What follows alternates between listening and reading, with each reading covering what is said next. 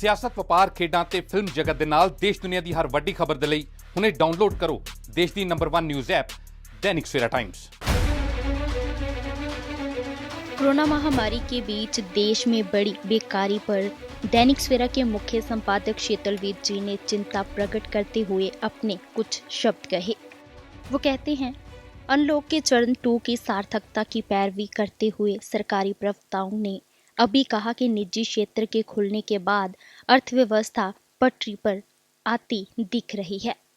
सरकारी राजस्व संग्रह बढ़ गया है और निजी क्षेत्र में लोगों को काम धाम मिलने लगा है, लेकिन वास्तविकता ये नहीं है। निजी क्षेत्र की हिलजुल के मुकाबले में सार्वजनिक क्षेत्र तो निश्चल पड़ा है। उधर निजी क्षेत्र में बड़े उद्योगों का नुकसान बढ़ जाने से कुशल कारीगरों और कामगारों की नौकरियां छिन गई। कोरोना से पहले देश में बेरोजगारी की दर 6.1% थी। कोरोना काल में ये ऐतिहासिक ऊंचाई पर पहुंच गई। अब सरकार कहती है कि अनलॉक के चरण 1 में निजी क्षेत्र में हलचल शुरू होने से कुछ लोगों को काम मिल गया, परंतु इसका अर्थ ये नहीं कि देश के आम आदमी की रोजी रोटी की समस्या हल हो गई। देश के ऐसे 2 बड़े क्षेत्र हैं, एक रेलवे जो अब तक सार्वजनिक है और दूसरा सड़क परिवहन, जहां सरकारी के साथ निजी बसें भी चलती हैं। वहाँ नौकरी की बहुत गुंजाइश है, लेकिन अभी अभी अनलॉक के चरण 2 की शुरुआत के साथ सरकार ने घोषणा की कि भारतीय रेलवे का खस्ता हाल है। अभी स्पेशल गाड़ियां चलती रहेंगी, लेकिन सामान्य रेलगाड़ियों की आवागमन तिथि 12 अगस्त तय की गई है। रेलवे खस्ता हाल है, यात्री, वेंडर और कुली परेशान है। बसों ही नहीं, रेलों में भी यात्री कोरोना भय से यात्रा करने से परहेज कर रहे हैं। इस माहौल में भारतीय रेलवे ने फैसला किया कि सामान्य रेल व्यवस्था में अब निजी भागीदारी भी होगी। देश के मुख्य रेल मार्गों पर प्रतियोगी व्यवस्था में निजी रेलगाड़ियां भी दौड़ेंगी। रेलवे बोर्ड अध्यक्ष स्पष्ट कर रहे हैं कि अभी निजी भागीदारी केवल 5% होगी, लेकिन निजी रेल परिचालन भागीदारी की प्रतिस्पर्धा से रेल किराए पर लगाम लगेगी। गाड़ियां समय पर चलेंगी और यात्रियों की वेटिंग लिस्ट खत्म हो जाएगी। निजी क्षेत्र में तो रेलवे की नई नौकरियों गुंजाइश सीमित होगी, क्योंकि वहां लागत घटा लाभ कमाने की इच्छा प्रमुख रहेगी।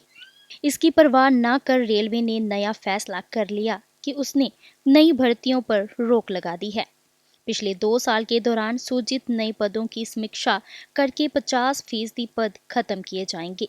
रेलवे बोर्ड के संयुक्त निदेशक ने सभी जोनों को आदेश दिया कि अगले आदेश तक नए पदों के लिए कोई नियुक्ति ना करें।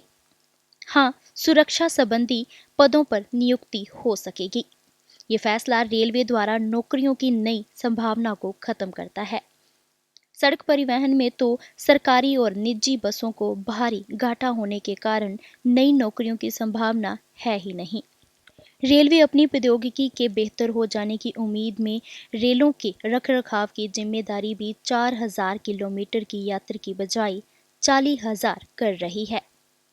अर्थ ये है कि इतनी दूर आने के बाद रखरखाव के लिए दर्जा 4 कर्मचारियों की जरूरत पड़ेगी, अर्थात कर्मचारियों की संख्या कम होगी। उधर निजी ट्रेनों का परिचालन अप्रैल 2023 तक शुरू होना है। तब तक के लिए रेलवे इसी तरह खस्ता हाल चलेगी। फिलहाल सामान्य गाड़ियां चलाने की तिथि स्थित कर दी गई है। इसके बाद भी अगर कोरोना महामारी का भय बन रहा है, तो ना सार्वजनिक रेलवे का विस्तार होगा, ना बुलेट ट्रेन सार्वजनिक क्षेत्र में चलेगी। ऐसी हालत में भला नई नौकरियां कहां से पैदा होगी? बेकारी का जो आलम उद्योग और सेवा क्षेत्र का है, वही परिवहन क्षेत्र में नजर आने लगा। सब और बेकारी की दमक आज देश में दिखाई दे रही है। शीतलवीर।